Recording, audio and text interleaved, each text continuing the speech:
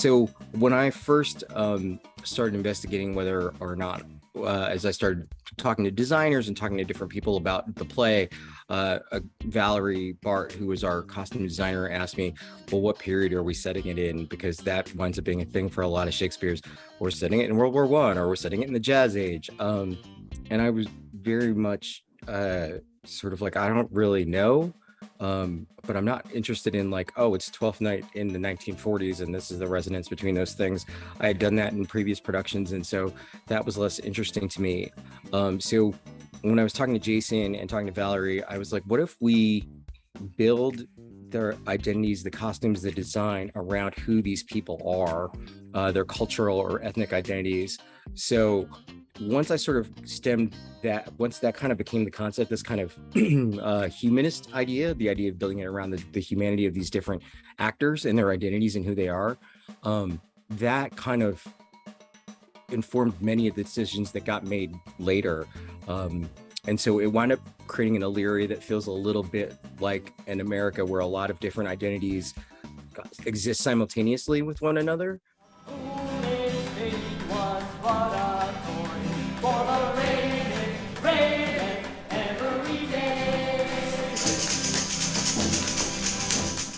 And that began to extend to both the design as well as the music. So I'll let you talk about how that developed with the artists. This is the most sort of profound writing experience I've had in a long, long time. Because of this, I couldn't write a single note until I met the actors.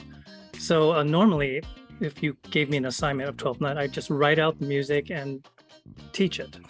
And with this particular cast, I had to meet each one of them and talk to them extensively, and especially to the actors who play Malvolio, Viola, Olivia, and Orsino,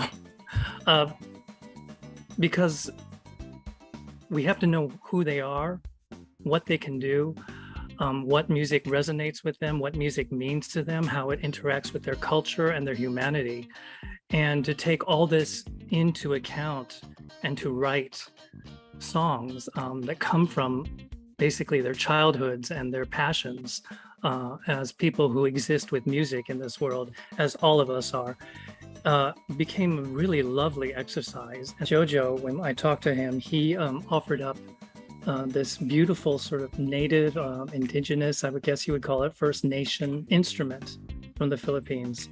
And we have it in the show. We had to have it in the show because I just feel like having something that isn't, that doesn't grow out of the colonial past, but actually from the original culture is so rare for Filipinos. And to have this instrument, to have this sound, it's so beautiful in our show is really special.